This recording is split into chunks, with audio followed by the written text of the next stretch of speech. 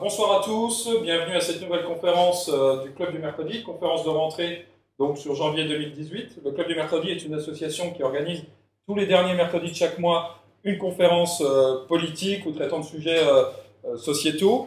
On a l'habitude de donner la parole à trois types de conférenciers. Le premier, ce sont des conférenciers méconnus lorrains. On a eu l'occasion notamment de recevoir ici Laurent Chang sur les questions de défense, Fabien Nisgoda sur des questions qui parmi nous ce soir sur les questions d'écologie, Nicolas Klein sur l'Espagne. Le deuxième type de public qu'on accueille, c'est des conférenciers qui sont reconnus et appréciés sur Internet. Là, dans ce cas-là, on a eu au mois fin novembre 2017, on a eu Pierre Rougeron qui nous a fait l'honneur de sa présence et qui a tenu une conférence sur l'état idéologique des élites françaises. Et puis enfin, il y a un troisième type de public qu'on tient à mettre en avant, c'est les jeunes talents locaux. Les jeunes talents locaux, on en a déjà reçu un qui s'appelle Alexandre Hollande, qui est parmi nous aussi ce soir, qui nous a fait une conférence sur l'histoire de l'art. Et puis ce soir, on en reçoit un deuxième, qui est Yann Caspar, qui va nous faire une conférence sur les pays d'Europe de l'Est. Alors, Yann Caspar est particulièrement bien placé pour nous en parler, puisqu'il est juriste de formation, il est diplômé de l'Université de Lorraine, tu étais à la faculté de droit juste à côté, et il est franco-hongrois, qui revient à peine de Hongrie, il a passé 4 ans en Hongrie, ça fait quelques mois qu'il est revenu en Lorraine, et donc il a une connaissance assez pointue de l'état politique de la Hongrie actuelle, de la géopolitique des pays de l'Est vis-à-vis des pays d'Europe de l'Ouest. Et ça va être intéressant de déminer un petit peu les incompréhensions que nous avons, nous, à l'Ouest vis-à-vis des pays d'Europe de l'Est. Alors, juste avant de lui laisser la parole, je vais préciser deux choses. La première, c'est qu'une participation financière de 3 € vous sera demandée à la fin de la conférence ou pendant la conférence, c'est-à-dire que je vais me tenir au fond de la salle. Les personnes qui souhaitent me régler pendant la conférence viennent me voir. Sinon, à la fin de la conférence, au moment où vous sortez, vous me laissez 3 €. 3 € simplement pour participer au développement de l'association et nous permettre de recevoir des gens qui viennent d'horizons plus variés et de façon plus fréquente. Et enfin, deuxième point, avant de laisser la parole à Yann, je vous demanderai de ne pas nous interrompre pendant la conférence, puisqu'une séance de questions-réponses se tiendra après son intervention. Voilà. Je vous remercie à tous pour votre présence, merci pour votre écoute, et puis Yann, c'est à toi. Merci. Et écoutez, bonsoir à tous, c'est un grand plaisir pour moi d'être parmi vous ce soir. Je tiens encore, cette fois-ci de vive voix, à remercier Maxime ainsi que les animateurs de ce club pour leur invitation et la confiance qu'ils ont bien voulu m'accorder pour la tenue de cette première conférence de l'année. Alors, comme Maxime l'a évoqué dans son propos introductif, nous allons ce soir évoquer l'actualité, l'histoire des pays d'Europe centrale, je tiens à le préciser. Maxime a utilisé le terme d'Europe de l'Est, c'est pas bien grave, puisque moi aussi je me surprends quelquefois à l'utiliser quand ma langue s'emballe, mais on va bien essayer de préciser justement ce qui fait la particularité de l'Europe centrale par rapport à l'Europe de l'Ouest et à l'Europe de l'Est. Alors évidemment, c'est un sujet qui, depuis, disons, le début des années 2010, depuis l'arrivée au pouvoir de Viktor Orban en Hongrie, depuis la prise de pouvoir du PiS en Pologne, c'est-à-dire le parti du droit et de la justice, suscite un certain nombre de réactions à l'Ouest, à Bruxelles, parmi les élites dirigeantes allemandes. C'est une situation qui, de plus en plus, devient conflictuelle et problématique. C'est donc sur le terrain de ces débats houleux que se sont formées en réalité deux entités pour prendre position par rapport au cas et au phénomène centre-européen.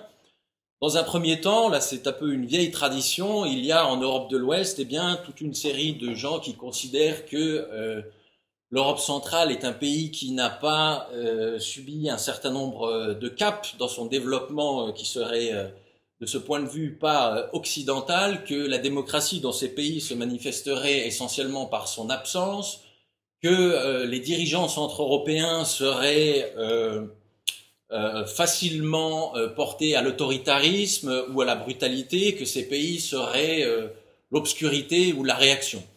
Et d'un autre côté, phénomène plus récent, il y a un autre groupe de personnes, en France sans doute, surtout des gens assez jeunes, ou en tout cas de ma génération, qui considèrent que bien au contraire, l'Europe occidentale, la France, mais aussi l'Allemagne et d'autres grands pays d'Europe occidentale feraient bien, pour pallier en quelque sorte à cette crise du monde occidental et du monde libéral, ferait bien de s'inspirer du cas politique et des prises de décision qui sont prises en Europe centrale. Alors, au risque de vous décevoir, je ne vais pas du tout ce soir me placer dans cette dichotomie. je ne descendrai pas dans l'arène politique pour prendre position, pour taper sur tel ou tel dirigeant, pour encenser tel ou tel autre dirigeant, pour, que sais-je, défendre l'Union européenne ou la condamner, pour faire un hommage à la politique qui est menée par M. Orban ou le nouveau Premier ministre et le président polonais actuel. Je vais au contraire, peut-être que c'est un peu ambitieux et prétentieux de ma part, d'ailleurs je suis à l'origine de ce titre assez pompeux, je dois le dire, une Europe incomprise. Je voudrais pas que vous en déduisiez une quelconque forme de prétention à la connaissance absolue de ma part. Je vais tenter, à chaque fois que c'est possible, de prendre un peu de hauteur, de remettre une perspective historique pour comprendre les événements actuels, de convoquer l'histoire à chaque fois que cela est nécessaire pour, en quelque sorte, éclairer les situations conflictuelles actuelles. Alors, c'est ambitieux, la tâche est lourde, surtout en 45 minutes, mais disons, je dois dire que je pars avec un certain avantage, et ce n'est d'ailleurs pas quelque chose dont je retire une quelconque forme de fierté ou de supériorité. Il se trouve que par les hasards de la vie, j'ai eu l'occasion et la chance, le privilège de séjourner très régulièrement en Hongrie, plus précisément à Budapest, dans sa capitale, depuis ma plus tendre enfance, et que pour des raisons familiales et des raisons personnelles, j'y ai habité pour une période plus prolongée, c'est-à-dire de l'été 2013, c'est-à-dire au cœur même du début de la crise entre l'Union européenne et la Hongrie, jusqu'à une date très récente. Alors je vais procéder en deux temps, puisque je viens de la faculté de droit, donc je n'ai pas oublié ce qu'on m'a appris là-bas. Je vais vous livrer en quelque sorte un plan binaire en deux parties. Donc dans un premier temps, je vais dresser en quelque sorte un tableau historique de cette Europe centrale dans un seul et unique but, d'essayer de retirer, de dégager et d'identifier un certain nombre de particularités qui font que cette région d'Europe centrale est spécifique dans sa définition, dans son identité politique, dans son caractère politique par rapport à son voisin oriental et à son voisin occidental. Une fois ce tableau dressé et ces quelques particularités dégagées de ce fil historique, eh bien, je pense qu'on aura tout un tas d'éléments qui nous permettront d'un peu mieux comprendre ce qui se passe actuellement et ce que les dirigeants centre-européens font en ce moment, la manière dont les institutions européennes réagissent face à leurs décisions polémiques, et ça permettra de dégager un certain nombre de perspectives. Alors, dans un premier temps, je vous disais ce tableau historique. Alors, lorsqu'on parle de régions en Europe et d'Europe au sens général, eh bien, on ne peut pas y échapper. On tourne bien évidemment sur les frontières de cette Europe carolingienne, c'est-à-dire la frontière de 800, du début du IXe siècle. C'est une frontière qui suit plus ou moins l'Elbe, la Leïta et la frontière occidentale de la Pannonie, c'est-à-dire la frontière actuelle entre l'Autriche et la Hongrie. À l'ouest de cette frontière, eh bien, on a eu 3 siècles d'une intéressante symbiose, une synthèse en quelque sorte entre des éléments de l'Antiquité tardive, des éléments barbares et des premiers éléments chrétiens. À l'est de cette première ligne de partage de 800, eh bien, on a Byzance qui, elle, jusqu'au tournant du premier millénaire, n'a pas encore d'ambition européenne, c'est-à-dire qu'elle se contente, comme elle peut, tout simplement de défendre l'héritage oriental de l'Empire romain. Et c'est en réalité au tournant du millénaire, lorsque le deuxième millénaire va débuter, que les lignes vont un peu bouger et que les choses vont se mettre à évoluer. Puisque jusque-là, la partie qui était située entre Byzance et l'Europe carolingienne était une partie mouvante, essentiellement constituée de populations qui viennent des steppes de l'Eurasie, dont les Magyars et les Hongrois sont issus. C'était en quelque sorte l'avancée, la pointe occidentale, justement, de cette Europe de l'Est qui était en constitution. Et à partir de l'an 1000, l'Europe de l'Ouest, qui commence à s'appeler ainsi, va peu à peu, progressivement, absorber ces régions centrales pour les faire venir au son sein. C'est la fondation de la Hongrie chrétienne, de l'État hongrois chrétien en l'an 1000, avec Saint-Étienne. Ce sont les piastes en Pologne et aussi un phénomène similaire en Bohême.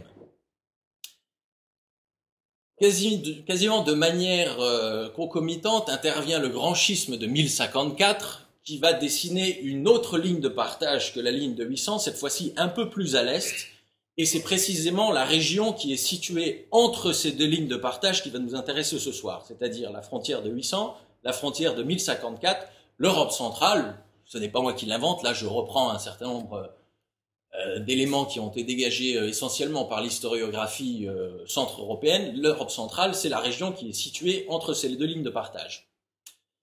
Et ces lignes ne vont pas bouger puisque en 1500, c'est-à-dire au début du XVIe siècle, qui est vraiment une date clé dans l'histoire centre-européenne, la ligne de 800 va être quasiment reproduite avec une légère déviation en Thuringe. Bon, peu importe, c'est un peu d'ailleurs la ligne de Yalta en réalité, hein, comme si Churchill, Staline avait voulu faire hommage à l'anniversaire de la mort de, alors attendez, Charlemagne, 814, donc le 1131e anniversaire de la mort de Charlemagne en 1945, puisque cette frontière de 800 est reproduite par la ligne de partage qui a été dessinée à Yalta.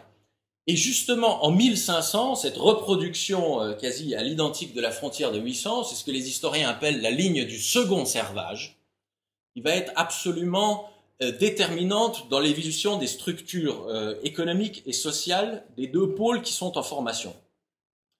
À l'ouest de cette ligne du second servage, au début du XVIe siècle, bien évidemment, je schématise, il y a des différences entre chaque pays, mais je schématise, on a un abandon progressif de ce servage et le pouvoir central va s'appuyer sur la dislocation de cette féodalité en crise pour reprendre le dessus et asseoir sa domination sur l'ensemble du territoire à partir d'un pouvoir central et d'un pouvoir royal.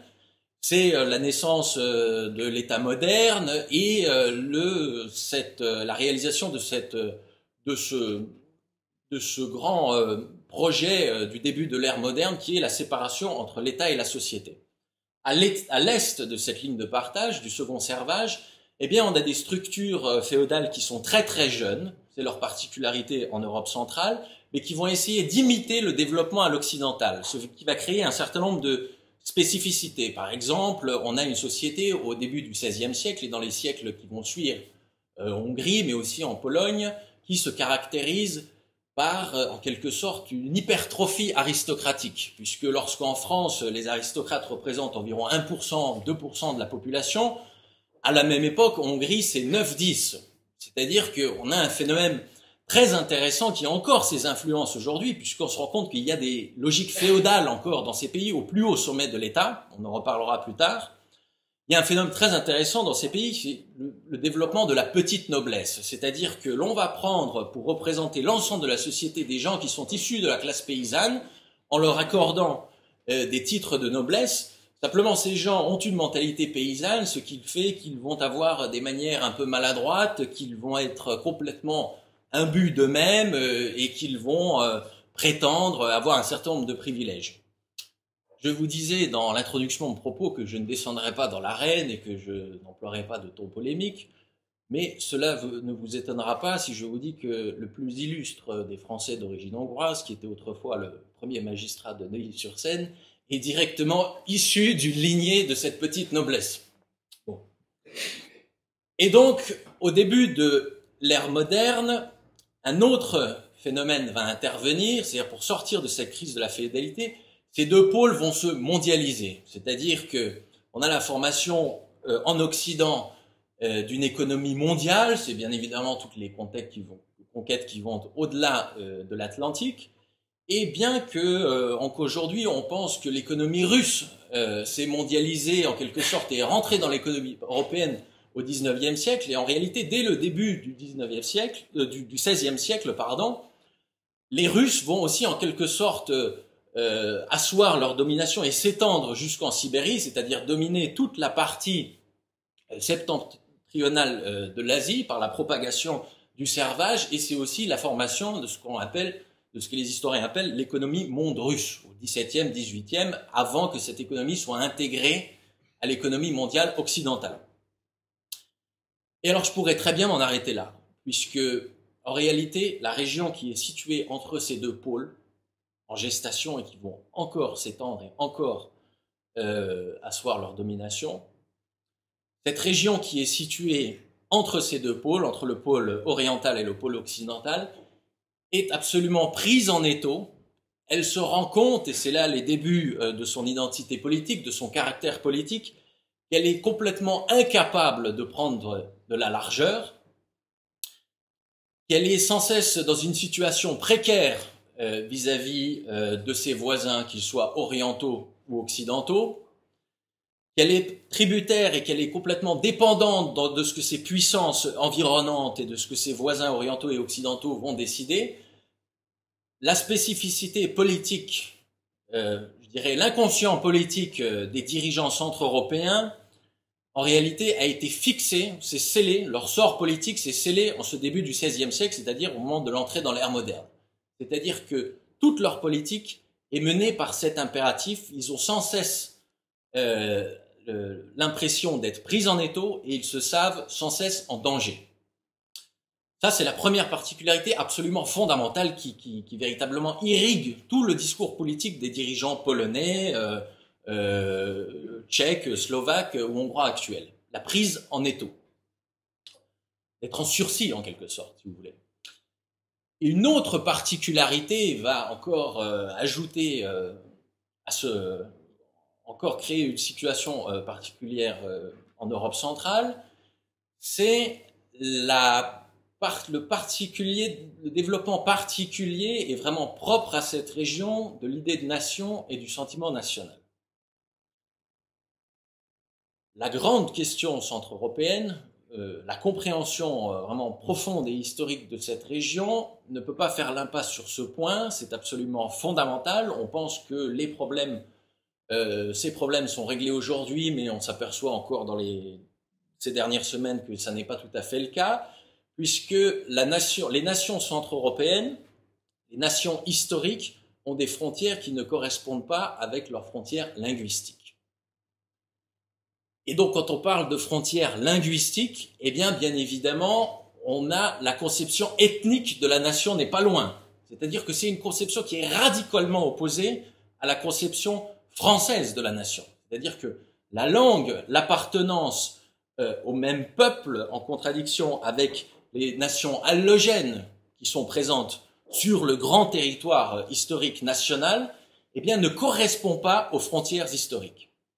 Et alors ça, c'est absolument explosif, si vous voulez, et c'est ce qui va mener ces pays, sous la pression des forces environnantes, à essuyer un certain nombre de déboires et à connaître un certain nombre de catastrophes nationales qui, par la suite, vont rester, en quelque sorte, dans leur identité politique, jusqu'à aujourd'hui, dans leur inconscient politique, dans leur culture politique, ces catastrophes nationales qui, au fil des siècles, se sont échelonnées, sont absolument omniprésentes dans l'inconscient politique des populations et des dirigeants centre-européens. Alors on va prendre ces catastrophes dans l'ordre, chronologique bien sûr. D'abord le cas de la Pologne. Au lendemain de la Révolution française, en 1792, le centre politique européen se déplace vers l'Est, et la Pologne, qui est alors encore un immense royaume, c'est le royaume lituano-polonais, a en son sein, eh bien, pour moitié des populations lituaniennes et des populations russes. Bien que les élites politiques soient très passablement polonisées dans la partie lituanienne du royaume, les pressions qui vont être exercées par la Prusse et la Russie d'un côté, et par en dessous, ensuite, un peu plus tard, quelques années plus tard, par l'Autriche, vont aboutir à ce qu'on appelle les partages successifs de la Pologne. Il y en a 5, et en 1815, en réalité, le territoire polonais historique est complètement liquidé, c'est-à-dire la Pologne cesse historiquement d'exister, et elle mettra en réalité près d'un siècle, plus d'un siècle, à s'en remettre. Plus au sud, en Hongrie, donc le cas qui m'intéresse le plus tout de même, puisque j'en viens, eh bien le problème en vérité est assez similaire, puisque la Hongrie historique a en son sein au sud des populations slaves, les Slaves du sud, les Croates, les Serbes, et des populations roumaines aussi, un peu plus au sud-est. Populations qui déjà, suite aux incursions ottomanes, ont vraiment tendance déjà à se détacher du destin politique qui est proposé par la Hongrie historique. Ce sont des populations, les Slaves du Sud, qui ont de plus en plus tendance à se détourner de ce que leur propose l'État historique hongrois pour se tourner vers les Habsbourg.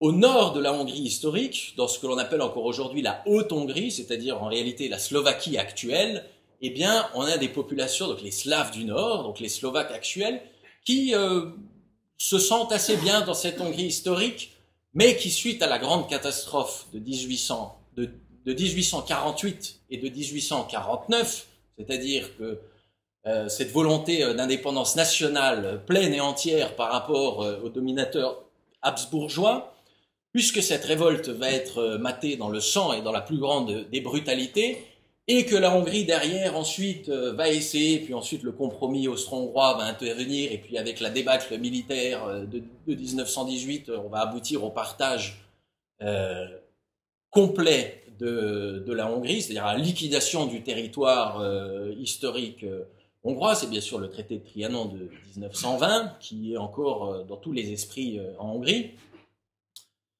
Ces populations slovaques vont aussi de plus en plus se détacher de leurs frères hongrois qui sont présents avec elles dans la Hongrie historique pour se trouver vers leurs frères slaves qui sont au-dessus, c'est-à-dire les Tchèques, et les Tchèques qui, pareil, dans une même configuration, ont des problèmes avec leur bohème historique, puisque pour un tiers de sa population, le royaume de Bohême-Moravie est composé d'Allemands.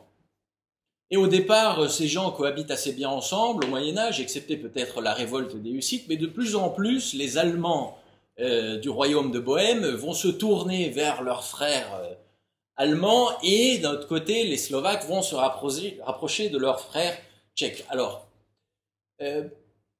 la configuration politique a assez bien tenu, étant donné la débâcle allemande de la Première Guerre mondiale, les Tchèques se sont assez bien sortis de la Première Guerre mondiale, contrairement à la Hongrie, pour laquelle c'est une véritable catastrophe avec le traité de Trianon. Mais bien sûr, quelques années plus tard, à peine 20 ans plus tard, eh bien, cette population allemande va susciter les convoitises de l'Allemagne hitlérienne. C'est l'occupation des Sudètes, qui se suivra 6 mois plus tard, en réalité, par l'occupation totale du territoire de la Bohême historique.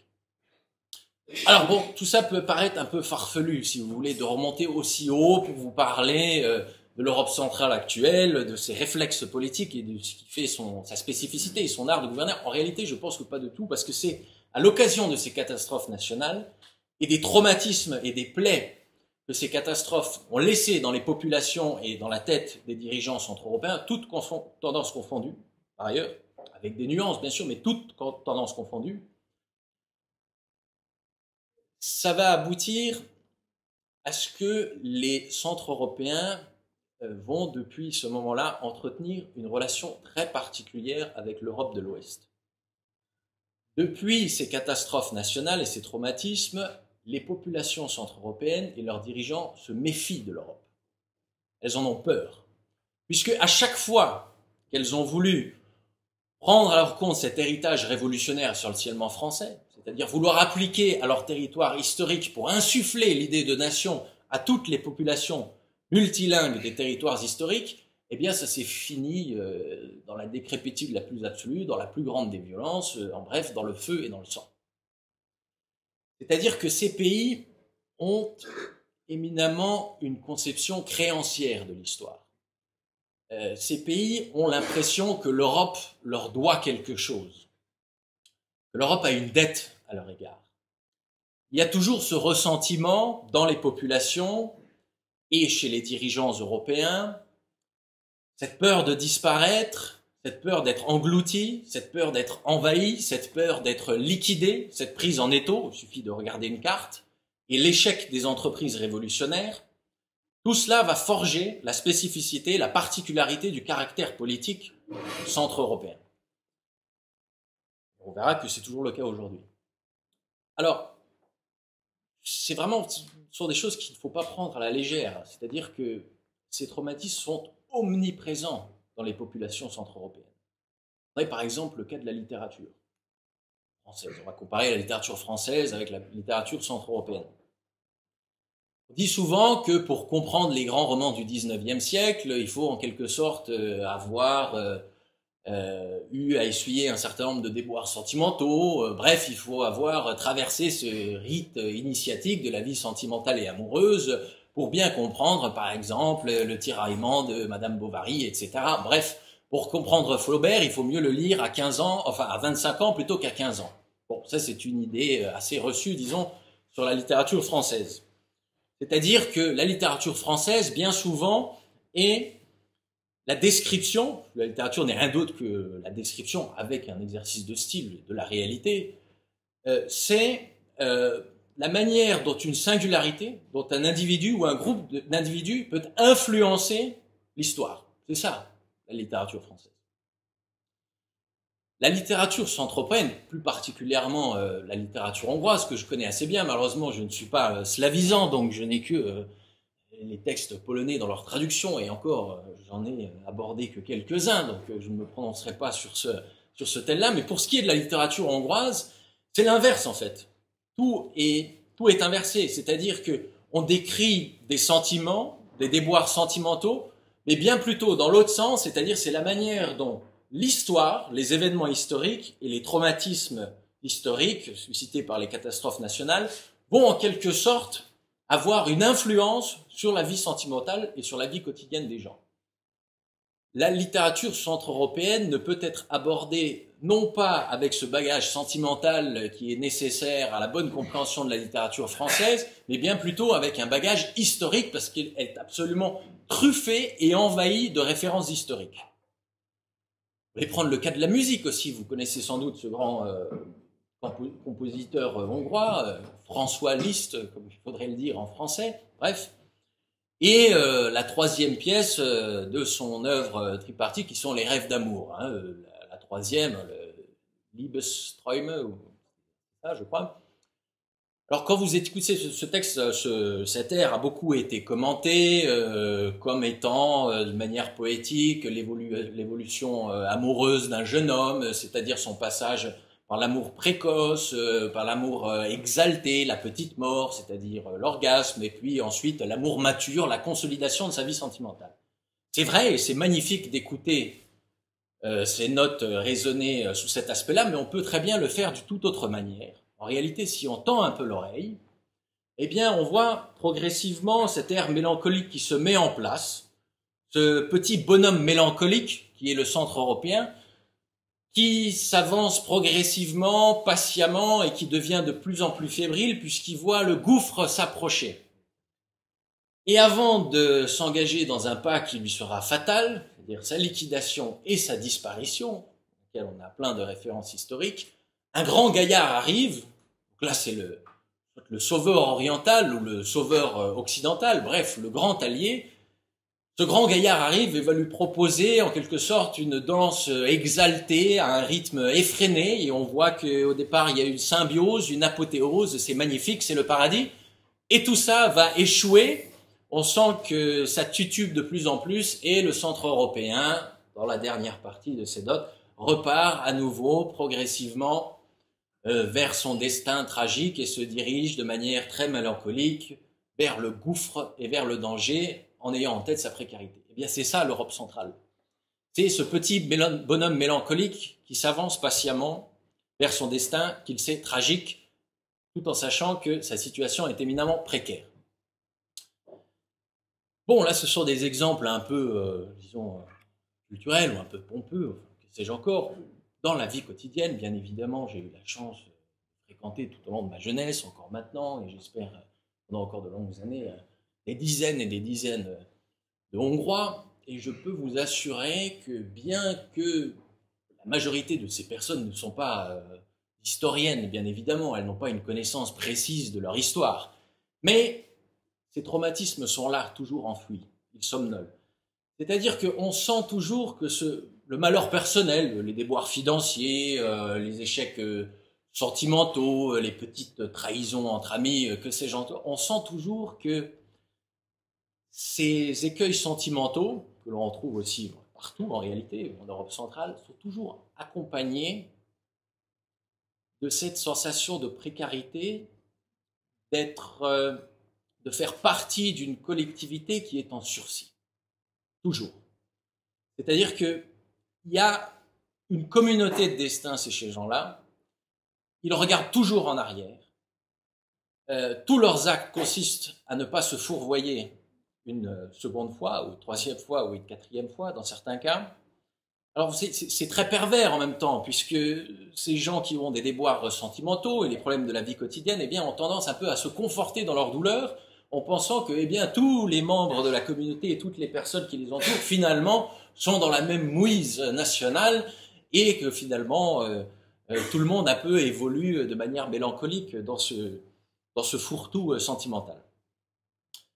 Donc, je disais, ça c'est pour la présence, on pourrait développer à foison ce point-là, c'est très intéressant, hein, la manière dont on peut sentir ces traumatismes dans les populations centre-européennes, et puis il faudrait faire une étude de la littérature, de la musique qui est imprégnée de ces traumatismes véritablement. L'œuvre de Liszt, c'est 1850, hein, c'est-à-dire le rêve d'amour, c'est-à-dire un an après que les Autrichiens, les Habsbourg, aient maté la révolte à Budapest. Hein. Donc un an après, donc vous imaginez bien que son œuvre est pleine de cet événement historique, 1850. Donc il y a cette méfiance vis-à-vis des idéaux politiques occidentaux, de l'idéal de liberté démocratique occidentale, sans parler du fait que si cette liberté démocratique avait été accordée aux populations allogènes en son temps, eh bien, sans doute qu'elle aurait conduit à des séparatismes et que ce territoire historique aurait été liquidé. Ce qui peut-être d'ailleurs n'aurait pas été plus mal, puisque en réalité, la liquidation de ces territoires, due à la pression des forces environnantes et la non-correspondance des frontières historiques avec les frontières linguistiques, eh bien, c'était une automaticité historique, cela allait se passer. Et ça a laissé bien plus de traumatisme puisqu'il y a ce sentiment dans les populations d'une injustice et cette conception créancière de l'histoire. Et en réalité, cette conception créancière de l'histoire, ce sentiment d'avoir été trahi, d'avoir été abandonné, ce sentiment d'avoir été la victime d'une vengeance terrible des Occidentaux, ne va pas s'arrêter après la seconde déflagration mondiale. Dans ces pays où on a pour habitude de dire, enfin en tout cas certains penseurs politiques hongrois le disent, la Seconde Guerre mondiale ne s'est pas arrêtée en 1945, mais en 1989. Cette période allant de 1946-1947 jusqu'à 1949 est vraiment ressenti par ces populations, non pas comme un règne idéologique marxiste comme le règne du communisme, c'est tout simplement considéré comme une énième et supplémentaire occupation étrangère. Le joug soviétique, cette chape de plomb du pacte de Varsovie, va littéralement étouffer ces peuples, et lorsqu'ils tenteront de se révolter pour sortir de ce giron oriental, de ce giron soviétique, eh bien, les Occidentaux, c'est compréhensible dans le contexte stratégique de l'époque, je ne les condamne pas, hein, je reprends le fil historique de la manière dont ça s'est passé, les Hongrois, les Tchèques et les Polonais, donc dans leur révolte de 56 pour les Polonais et les Hongrois et de 68 à Prague, vont une fois de plus se sentir abandonnés. Ils vont une fois de plus constater que les Occidentaux n'ont que faire de leurs petits problèmes, de leurs petites particularités, de leur langue complexe et de leur histoire de langue qui ne correspondent pas aux frontières historiques. Donc la conception créancière de l'histoire va encore être accentuée au cours de la seconde partie du XXe siècle. Et donc arrive la chute du mur de Berlin. Donc là, on entre dans l'époque actuelle en réalité, puisque nous le verrons, les conflits actuels, c'est-à-dire les plaintes du gouvernement hongrois et en retour les admonestations bruxelloises et berlinoises sont en réalité ont pour cœur le procès qui est fait à ce changement politique du début de la décennie 90. Ces populations vont s'emparer d'un vent d'espoir, il faut bien le dire, et assez sincère. À ce moment-là, elles ont le sentiment d'avoir été étouffées pendant près d'un demi-siècle. Elles vont enfin pouvoir rejoindre ce club démocratique, le club du monde libre qu'est l'Europe occidentale. Il y a beaucoup d'enthousiasme au départ, pendant un an ou deux, dans les populations centre-européennes, vraiment. Et c'est à cette époque-là qu'apparaît ce fameux groupe de Visegrad qui fait tant parler de lui aujourd'hui. À la base, initialement, je crois que sa création c'est en 91. Pourquoi Visegrad? Puisqu'en 1335 a eu lieu à Visegrad précisément. Visegrad en slave, ça veut dire la ville haute. C'est dans le virage dans la boucle du Danube vers la frontière slovaque, à une quarantaine de kilomètres au sud de Budapest. Eh bien, on a cette petite forteresse de Visegrad qui est devenue un lieu de villégiature depuis. Qui va voir les trois rois des forces centrales se rencontrer en 1335 et donc Casimir III, Jean de Bohême qui est de Luxembourg je crois et Charles Robert de Hongrie qui vont se rencontrer donc au milieu du XIVe siècle pour en quelque sorte mettre sur place une collaboration contre la montée des Habsbourg. Bon bref, ça c'est pour l'anecdote historique sur l'origine de ce mot Visegrad si vous voulez. Initialement, au début des années 90, le rôle du groupe de Visegrad va être un rôle d'instrument politique, de coopération politique, en quelque sorte un laboratoire politique qui va être poussé essentiellement par des dirigeants allemands et des dirigeants du Benelux. C'est-à-dire qu'on va mettre en place un certain nombre de réformes structurelles, un certain nombre de discussions politiques, un certain nombre d'événements pour au plus vite faire entrer cette Europe centrale qui sort de 50 années de joug soviétique pour au plus vite aspirer cette Europe centrale dans l'orbite occidentale. Donc cette absorption, cette transition se fait sur deux plans. Le premier, c'est bien évidemment d'un point de vue stratégique et militaire, et cet objectif a été atteint à la fin de la décennie 90. Je crois que ces pays intègrent l'OTAN, c'est-à-dire l'Alliance transatlantique en 99, 98, 99, au début de la déclenchement de la guerre en attaque sur la Serbie. Donc cet objectif est atteint, et d'ailleurs, je dois vous dire, bon, on épilogue beaucoup, on polémique beaucoup sur le rôle de l'OTAN, sur sa pertinence actuellement en France. Ça pourrait d'ailleurs faire l'objet d'une autre conférence, Maxime. En Europe centrale, ça ne fait aucun doute. Hein. L'OTAN est là pour protéger, surtout chez les Polonais qui ont beaucoup de conflits avec les Russes pour des raisons historiques. L'OTAN est vraiment un outil de protection, un outil qui va leur permettre d'assurer leur protection, et très rares sont les dirigeants, très très rares, je crois que je ne pourrais même pas m'en souvenir d'avoir entendu une déclaration de la sorte. Aucun, pour ainsi dire, dirigeant politique centre-européen ne remet en cause l'appartenance de leur pays à l'alliance transatlantique. Aucun. Ils considèrent que ce serait suicidaire, etc. Donc, premier objectif du groupe de Visegrad atteint à la fin de la décennie 90. Le deuxième objectif, et celui-là est plus intéressant, et disons qu'il est moins facile à comprendre, c'est bien évidemment la conversion de ces économies centre-européennes, qui étaient passablement dirigées par l'État, c'est la conversion de ces économies à l'économie de marché. Alors là, c'est très intéressant, parce que là, on a encore les conséquences actuellement. Tout ça a été fait au pas de charge. On pourrait même parler, c'est le fameux rythme effréné dont je vous parlais tout à l'heure, la danse presque diabolique du grand gaillard occidental qui vient sauver le petit bonhomme mélancolique centre-européen. C'est ça, c'est ça. Ça a été fait au pas de charge. Certains analystes et penseurs parlent même de thérapie de choc libérale. Bon, pourquoi pas, je ne prononcerai pas sur ça. En tout cas, les réformes structurelles de cette époque sont absolument cruelles pour ces populations. Alors, au départ, elles ne s'en rendent pas compte. C'est-à-dire qu'il faut savoir que pour un pays de 10 millions d'habitants, la Hongrie, 90-2005, c'est 2 millions de chômeurs.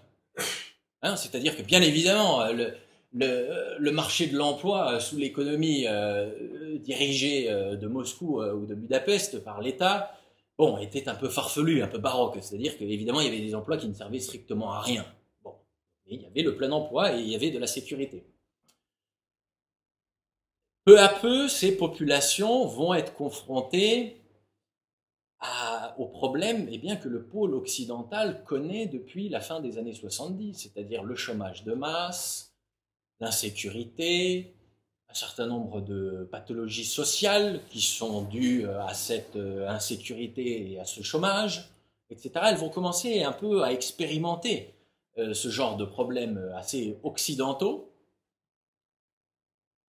et à nouveau vont se rouvrir ces plaies. C'est-à-dire que c'est population centre-européenne et les dirigeants qui vont avec vont progressivement se rendre compte que la proposition qui avait été faite essentiellement par les Allemands, mais par l'ensemble du pôle occidental en 90, était tout sauf un acte de générosité, mais bien plutôt un acte dicté par des considérations stratégiques et économiques. Si les Allemands ont tellement soutenu ce groupe de Visegrad dès le départ, c'est bien évidemment qu'ils avaient un intérêt à le faire, et c'est pas parce qu'ils étaient généreux. D'ailleurs, ces élites politiques allemandes étaient entourées eh bien, de capitaines d'industrie, d'investisseurs, bon, de capitalistes, si vous voulez, si vous aimez ce mot. Évidemment, ces gens-là ne se définissent pas par leur philanthropie, hein, loin de là. Les populations centre-européennes vont progressivement comprendre qu'elles ont été les victimes d'un jeu de dupes. Une fois de plus, et là, ce n'est pas moi qui forge ce terme, qu'elles se sont fait arnaquer. J'ai pu entendre ce terme dans les rues de Budapest des dizaines et des dizaines de fois. Vous savez, en hongrois, changement de régime se dit rendszerváltás. Rendszer, c'est le régime, váltás, c'est le changement. Eh bien, on affuble ce qualificatif un peu de manière ironique, on parle de gangsterváltás, c'est-à-dire le changement des gangsters. C'est pas moi qui l'invente, hein, c'est les populations hongroises qui utilisent tous les jours ce terme. Progressivement, elles vont se rendre compte que le chômage de masse, que cette économie libérale peut avoir ses problèmes aussi, que le changement de 90 n'est pas du tout cette liberté démocratique qui avait été prévue, etc., etc. Donc elles vont à nouveau progressivement se retourner, il y a des vieux sujets qui vont sortir, elles vont à nouveau progressivement se retourner contre les alliés occidentaux. Elles vont se rendre compte que leur souveraineté économique n'existe pas. Les économies centre-européennes sont absolument dépendantes des investissements étrangers, et notamment allemands, et américains ensuite par la suite. Elles vont se rendre compte qu'elles n'ont pas été invitées à la table pour rejoindre ce club démocratique et ce club de la liberté, mais elles vont se rendre compte qu'elles sont la pièce maîtresse du dispositif économique, commercial et industriel, notamment allemand. Alors là, un instant, il faut peut-être s'arrêter sur l'Allemagne un instant. C'est aussi l'Allemagne un thème, alors je ne veux pas parler des politicailleries actuelles, coalition vert-bleu, jamaïcaine, rouge, fluo, que sais-je encore, Madame Merkel, monsieur, ça ne m'intéresse pas, je vous le dis sur un ton très nonchalant, ça m'ennuie profondément. En revanche, si on étudie l'histoire de l'Allemagne sur les 2 derniers siècles, là, il y a des choses très intéressantes à relever. Cette Allemagne revient un peu sur le devant de la scène, on commence à s'y intéresser de près, et puis il y a des vieux croque-mitaines en France qui réapparaissent, on se met à nouveau à détester l'allemand, bon, peu importe. C'est pareil que tout à l'heure, dans l'introduction, je vous disais qu'il y a 2 entités lorsqu'il s'agit de prendre position sur le cas centre-européen. Pour l'Allemagne, c'est à peu près pareil. Ce sont 2 conceptions qui s'opposent complètement. La première, qui est une conception passablement biologique, congénitale du peuple allemand, qui consiste à dire que les Allemands et leurs chefs politiques sont très facilement tentés par la brutalité, par la violence, par le feu et par le sang, et qu'en réalité, d'Arminius à Hitler, en passant par Barberousse, Frédéric le Grand ou encore Guillaume II, il y aurait une espèce de continuité congénitale chez les Allemands et que le peuple allemand serait destiné à faire une seule et unique chose, c'est-à-dire à agresser l'Europe. Bon, très bien. L'autre camp, si je puis dire, alors là pour le coup c'est complètement l'inverse, considère que les Allemands, bien au contraire, ne sont pas assez sauvages que veulent bien ce que le premier camp veut nous laisser croire, ce ne sont pas assez sauvages, mais au contraire un peuple qui serait au même titre que les Italiens, que les Français ou que les Anglais, dépositaires d'une culture de haute volée, et à ce moment-là, on a les noms dans la musique, Bach, Handel, Beethoven, dans la philosophie, Leibniz, Kant, Hegel, Nietzsche, ou dans les sciences, Humboldt qui apparaissent. Bon. Moi, en réalité, je ne crois pas qu'il y ait de prédisposition allemande, en quoi les Allemands seraient plus violents que les Scandinaves, par exemple. je ne pense pas qu'il faut voir ce problème allemand d'un point de vue de la biologie. En revanche, si on étudie l'histoire de l'Allemagne, bien sûr très schématiquement, du début des invasions napoléoniennes, enfin de 1804 de 1806 jusqu'à aujourd'hui, on se rend compte d'une chose, c'est que le problème allemand a toujours consisté en la chose suivante, peut être résumé de la manière suivante: les Allemands ont toujours eu énormément de mal à, disons, intégrer dans une structure politique unitaire et dans un pouvoir central fort à l'égard du cas français toute leur principauté territoriale. Ça a conduit l'Allemagne à un certain nombre d'impasses, la Confédération germanique, le fiasco de 1848, la guerre prusso-sadova, la guerre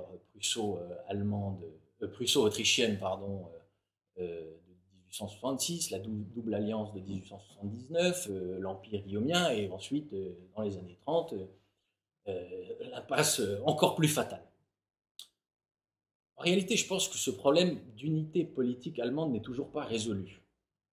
Et que les dirigeants allemands actuels ont cette illusion assez répandue aujourd'hui en Europe, mais à peu près sur tous les continents, cette illusion que l'aspect économique des choses, que le liant économique serait capable d'assurer en bout de course une synthèse politique et une unité politique. En ce sens, le problème allemand rejoint très largement le problème de l'Union européenne, qui, par sa conception fonctionnaliste de la construction européenne, a pensé dès le départ, mais ça devient de plus en plus problématique, et je pense qu'il y a de plus en plus de monde commence à se rendre compte du problème, que la citoyenneté économique est capable de déboucher sur une citoyenneté politique. Les Allemands pensent ça. Et donc les populations centre-européennes vont se rendre compte que la main tendue qui leur avait été donnée au début des années 80, c'est en réalité une entreprise d'annexion économique et commerciale. C'est en tout cas comme ça qu'elles le ressentent. Le pôle occidental est alors en crise, on a le référendum de 2005 et un certain nombre de personnes, de plus en plus nombreuses, commencent à avoir des doutes quant à la pertinence des conceptions libérales du camp occidental. Et c'est là que les centres européens et que le groupe de Visegrad va réapparaître sur le devant de la scène, puisqu'il avait été vidé de sa substance en atteignant ces deux objectifs dans les années 90. Il va réapparaître sur la scène en se servant de la faiblesse du camp occidental pour demander un certain nombre de gages. C'est-à-dire que, se sachant incapable de largeur, l'Europe centrale va prendre certaines largesses. Elle va abandonner sa souveraineté économique, elle ne veut jamais remettre en question le cadre juridique et économique. Il y a une tendance aujourd'hui qui consiste à croire que Viktor Orban ou que les dirigeants polonais voudraient sortir de l'Union européenne. Pas du tout, pas du tout. Ce qu'ils veulent, c'est, dans cette situation, tirer sur la corde le maximum possible, le plus possible, pour obtenir un certain nombre de concessions sur le plan national, sachant pertinemment que leur souveraineté territoriale est absolument violée par les investissements étrangers, c'est-à-dire que leur souveraineté économique n'existe pas. Elle n'a jamais existé en réalité. Et je pense n'existera jamais. Donc ces pays vont trouver un certain nombre de thèmes pour accrocher et pour attirer l'attention de Bruxelles. Et évidemment, cette famille politique du groupe de Visegrad s'est retrouvée sur le thème de cette fameuse crise des migrants, au début, à l'été 2014. Alors là, plusieurs choses. D'un point de vue de la formation de l'idée de nation en Europe centrale, qui est une idée de nation éminemment linguistique et ethnique, et aussi puisque ces pays n'ont jamais accueilli des migrants extra-européens, évidemment, il y a un mur de glace qui se crée, et je dois vous dire, pour être tout à fait honnête, que je n'ai jamais croisé une seule personne en Hongrie, de toute tendance politique confondue, peu importe sa fortune ou son origine sociale, qui un seul instant m'aurait expliqué sérieusement qu'elle était pour accueillir des milliers et des millions de migrants extra-européens sur son territoire. ces populations centro-européennes ont une conception ethnique de la nation et c'est là le premier problème avec la crise des migrants. La route des Balkans, qui va être empruntée par ces migrants, va faire pression sur la frontière serbo-hongroise dès l'été 2014 jusqu'en 2015. L'été 2015, une frontière de 170 km, 178 plus exactement, le gouvernement hongrois décide de construire une barrière et ça suscite l'émoi à Bruxelles. Alors il faut dire une chose, c'est que cette frontière n'est pas du tout la Brême d'or que l'on peut trouver à Saarbrück ici, c'est-à-dire que c'est pas une passoire, c'est en réalité une triple frontière, la frontière de l'espace Schengen, la frontière de l'Union européenne et la frontière avec la Serbie, c'est-à-dire la frontière nationale. Et tout le poids de ces milliers et milliers de cette personne va être supporté par le gouvernement hongrois. Et c'est là, si vous voulez, que les émois commencent, que les langues commencent à se délier, qu'on continue à taper sur la tête des dirigeants centre-européens en leur expliquant que tout cela n'est pas possible. Alors là, je ne me prononcerai pas très précisément sur cette question, je peux simplement vous dire que il y a vraiment une asymétrie du traitement de l'information en Europe. Pour évoquer le cas des migrants à Calais, les cas espagnols, les cas grecs, là, il y a très peu de monde. En revanche, pour taper sur la petite Hongrie, alors là, on n'y va pas avec le dos de la cuillère. D'autant plus que 178 km supportés par un seul État, 3 frontières, des migrations absolument sans précédent, c'est quand même pas rien. Donc ce qui aurait dû se passer, c'est à ce moment-là, il y aurait dû y avoir une coopération entre les autorités européennes et le gouvernement hongrois qui aurait dû se mettre en place pour pouvoir régler ce problème. Et là aussi, la méfiance vis-à-vis de l'Europe, c'est-à-dire que les Hongrois ont le sentiment d'avoir été abandonnés sur ce point. Bon, alors là, je suis plutôt placé du côté du gouvernement hongrois. Maintenant, je vais, non pas en dire du mal, mais disons la manière dont il s'est servi de cette crise des migrants.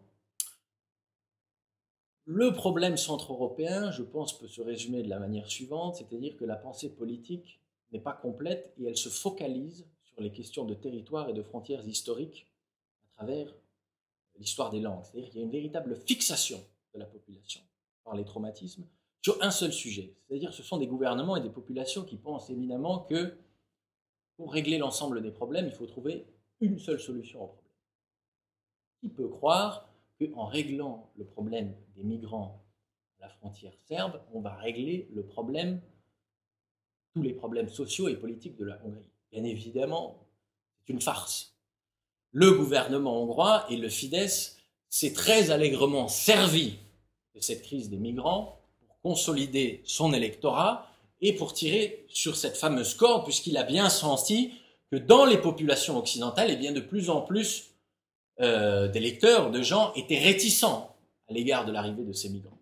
Donc si vous voulez, c'est un jeu très très malin de la part du gouvernement hongrois.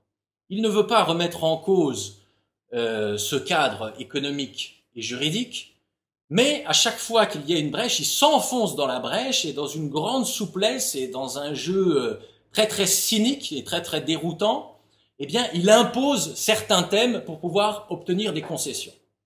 C'est ça en fait la stratégie politique de Viktor Orban. Il y a par exemple le cas de M. George Soros qui fait l'objet d'une campagne absolument enflammée en Hongrie depuis à peu près 6 mois, 1 an. George Soros, milliardaire américain, philanthrope, c'est sa page Wikipédia, c'est pas moi qui me prononce, d'origine hongroise, qui serait à l'origine de l'arrivée massive de ces vagues de migrants et qui serait, par le biais de ces centaines et des centaines d'ONG, en train d'orchestrer cette arrivée massive de nouvelles populations. Le gouvernement hongrois, depuis 6 mois, 1 an, met à chaque coin de rue des panneaux qui font 4 mètres de haut sur 9 mètres de large, avec un message clair en hongrois à destination de ces populations. Si tu es chez moi, tu fais comme chez moi. Enfin, je vous résume à peu près quel tonneau c'est. Pourquoi le gouvernement hongrois tape sur George Soros? Là aussi, il y a une stratégie très claire. C'est dit que il y avait une méfiance vis-à-vis de cette Union européenne dans ces pays, un sentiment d'avoir été dupé. Donc il faut taper sur l'Union européenne. Mais on ne peut pas le faire, on ne peut pas faire en sorte que ça se voit trop, parce que sinon on risque d'être exclu du jeu économique et du jeu politique européen. Donc, en tapant sur George Soros, Viktor Orban fait en réalité d'une pierre deux coups, puisque dans toutes les consciences nationales européennes, George Soros égale Union européenne. Donc on tape sur George Soros, donc on tape sur l'Union européenne sans taper sur l'Union européenne. Et si, des fois, l'Union européenne voudrait prendre la défense de George Soros, eh bien ça voudrait dire que l'Union européenne, en réalité, est là pour défendre les milliardaires américains. Donc c'est ça, le cynisme politique de Viktor Orban derrière cette campagne anti-Soros. Donc véritablement, moi je crois qu'il y a un gros problème dans la pensée politique centre-européenne du fait de ces traumatismes très reliés dans la science politique, dans la littérature et dans la musique, si ça donne des choses absolument formidables. Mais pour régler les problèmes du quotidien, pour avoir un véritable projet politique dans ces régions d'Europe centrale, eh bien, il y a un gros problème puisque ces populations et ces dirigeants ont tendance à se fixer sur un problème en suivant leur traumatisme pour régler l'ensemble des problèmes. Par exemple, dans ce cadre européen, la Hongrie n'a absolument, et les autres pays, aucune marge de manœuvre pour mener une politique salariale, pour mener une politique ambitieuse d'investissement dans les infrastructures publiques qui sont très largement en totale décrépitude aujourd'hui. Il y a une vraie crise sanitaire et sociale en Hongrie. Les hôpitaux publics sont dans un état de délabrement assez horrible dans certains cas. Il n'y a pas la marge. Pourquoi? Puisque ce marché fait partie du dispositif économique de l'Union européenne qui permet à certains investisseurs de trouver des débouchés et de continuer à asseoir leur domination économiquement sur l'ensemble de l'Europe.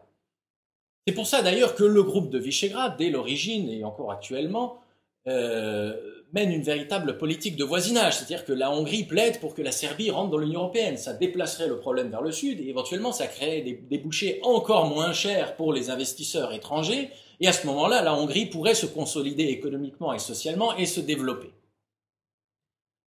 Bref, il y a un certain nombre d'impasses dans lesquelles ces pays d'Europe centrale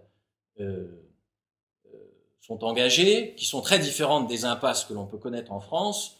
C'est un peu tout ça que j'ai voulu résumer aujourd'hui. Donc, la prise en étau, le sentiment d'être isolé, la méfiance vis-à-vis des idéaux politiques occidentaux, les problèmes linguistiques, la conception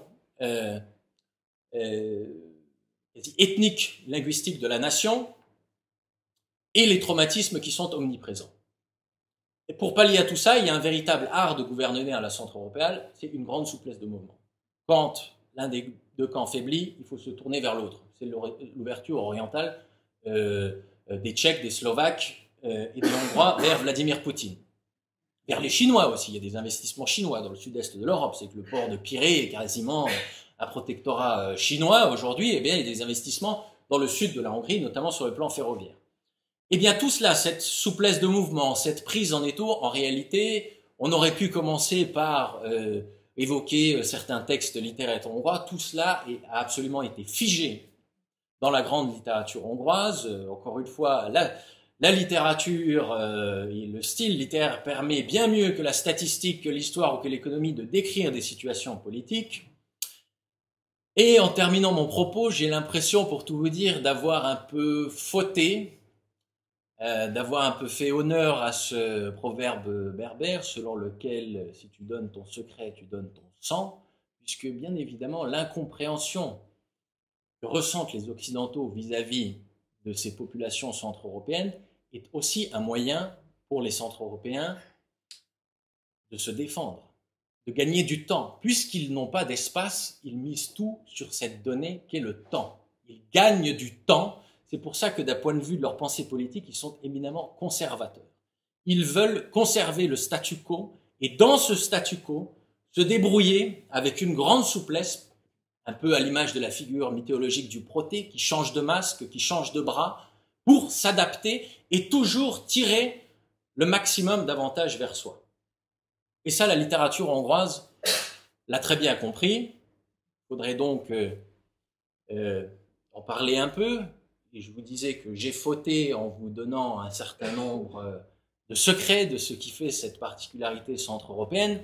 Je vais donc terminer, si vous me le permettez, par, en vous jetant dans, la plupart d'entre vous en tout cas, dans l'incompréhension la plus totale, mais aussi, je l'espère, en flattant vos oreilles qui, je n'en doute pas un seul instant, sont très sensibles à la prosodie des mots, et donc faire résonner quelques vers en hongrois. Vörös jelek a hadak útján, Hunyában valami készül. Rongyos hadak, roppant hadak, sereglenek vígan vitézül. Mám a tűzország Magyarország, fagyott testét a láng befutja, csoda esett, földre esett, benépesült a hadak útja. 100 000 parittyás Dávid készül, bízon dalolva rátok. Én jó urak, dicső urak, ilyen gyávák a góljátok? E roppant nép nem Csaba népe, melyről legenda szólott nektek. Más nép e nép, ez csak a nép, a fölkelt nép. És ugye remegtek? Dobban a föld, és piros virágos nagy kedvel a napot köszöntjük, és lángfolyó, szent lángfolyó, minden utca, ha mi elöntjük. Új hadsereg a hadak útján, új legenda, új harcos ének, ez a jövő, a kész jövő, és pirkadása a magyar égnek. Ez az 1000 évig nyomorgok 100-szor lesújtott búscsapatja. De az erő, a friss erő, és vígságát a nagy élet adja. Ágyú, gyilok, úri bitangság nem fog a mi dús ereinken. Ha meghalunk, hát meghalunk, és ha meghalunk, meghalt itt minden. Mi vagyunk jövő és igazság, engesztelés és nagy ítélet, és mi vagyunk, csak mi vagyunk jó sors, ha kell és ha nem kell, végzet. Minden miénk, csak a tűrés nem, és nincs hatalom, amely megingat, és hangosan, nagy hangosan idézzük meg hóhérainkat. Ez az ország a mi országunk, itt most már a mi kezünk épít. Tobzottatok, tobzottatok, éppen elég volt 1000 évig. Hír és dalma riongva vág szét város falak közt, falvon pusztán. Itt van a nép, megjött a nép, vihar irammal hadak útján. Itt van a nép. Trónt ülni fog most 1000 évig férge a rögnek. Ítél a nép, ítélni fog, és 1000-szer jaj a bűnösöknek. Merci mes amis, vive l'Europe centrale.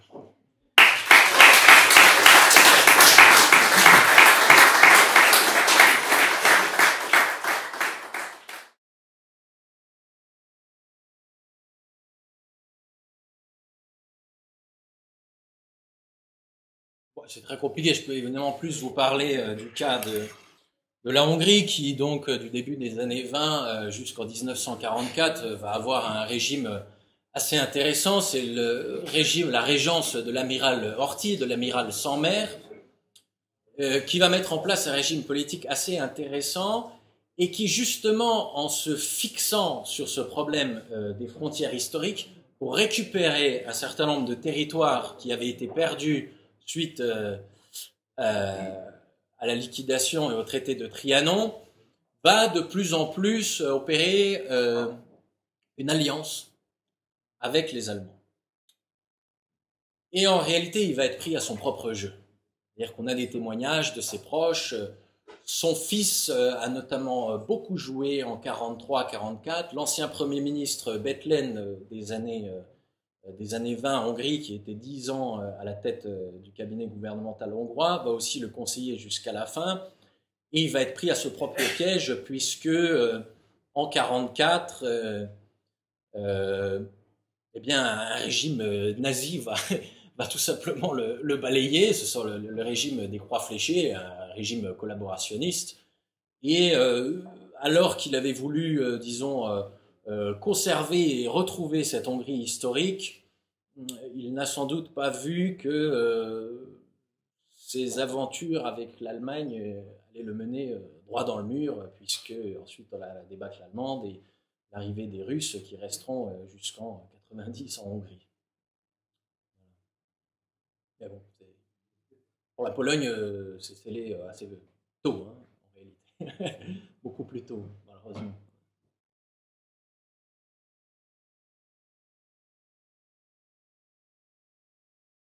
Ça parlait de vous autres occidentaux. Vous dire que nous n'avons pas peur et que ça a duré pendant 1000 ans, puisque la Hongrie a 1000 ans, que vous étiez les Goliaths et que nous étions les David, qu'une armée était en train de se mettre en place en Hongrie et qu'elle n'avait pas peur à se lancer dans une entreprise révolutionnaire pour recouvrer une indépendance pleine et entière d'un point de vue national. C'est une envolée stylistique. Le poète André Ady, qui en réalité est mort de tous les mots hongrois en 1900. C'est un de mes grands regrets. S'il avait survécu au traité de Trianon, il aurait absolument écrit des choses fabuleuses. Il est mort un an plus tôt, en 1919.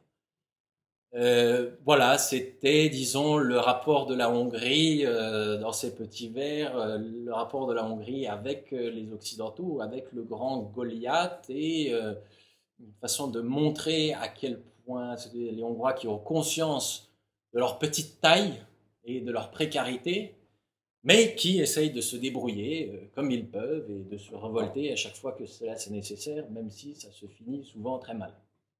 Voilà, c'était ça. Et après, c'est long. Je suis pas sûr d'ailleurs qu'il y ait une traduction française de celui-ci, je ne sais pas.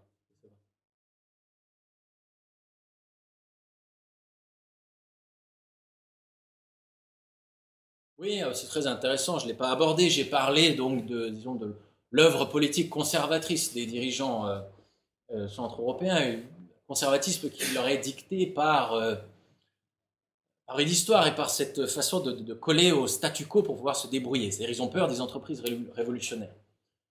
La religiosité en Hongrie est quand même beaucoup moins développée qu'en Pologne, qui est un pays composé de fervents catholiques, hein, le plus croyant d'Europe, je crois, avec le Portugal, enfin je ne sais pas.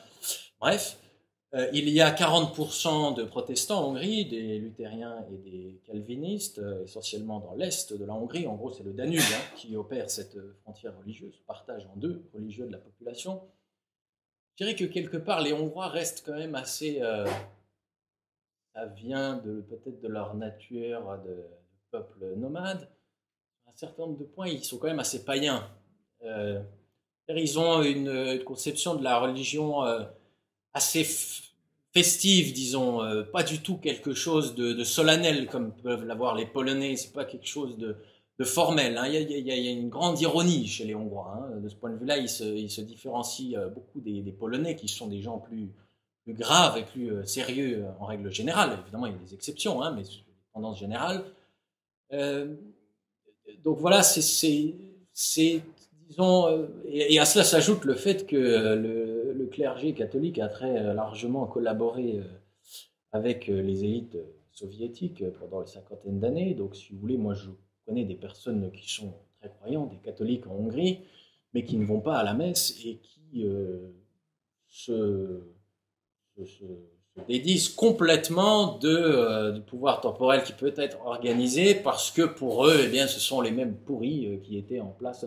Donc une relation très personnelle, festive, avec de la distance, qui m'amène à dire qu'il y a encore des restes de paganisme dans la façon des Hongrois de voir la religion.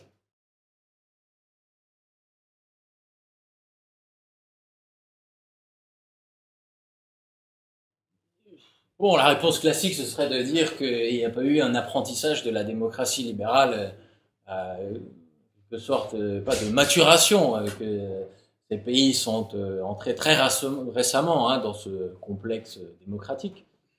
Et je crois que je reprendrai ce que j'ai dit, c'est-à-dire que tout simplement, il y a une méfiance vis-à-vis de ces idéaux. C'est-à-dire que, certes, il faut laisser les langues se délier, laisser des groupes se composer, mais ce qui dicte fondamentalement la politique centre-européenne, c'est la survie nationale. Donc, si vous voulez, il y a toujours cette peur de se fourvoyer, c'est qui tout double la démocratie. Hein.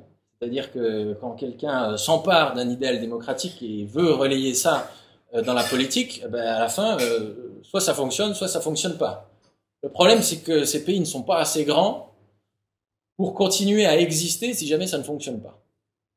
Donc il y a, oui, une certaine forme de détachement par rapport à ces idéaux de mort. Il y a des nuances à apporter. Hein. La population budapestoise est une population très occidentalisée et elle voyage beaucoup. Elle est souvent assez fortunée et elle croit profondément à ces idéaux démocratiques.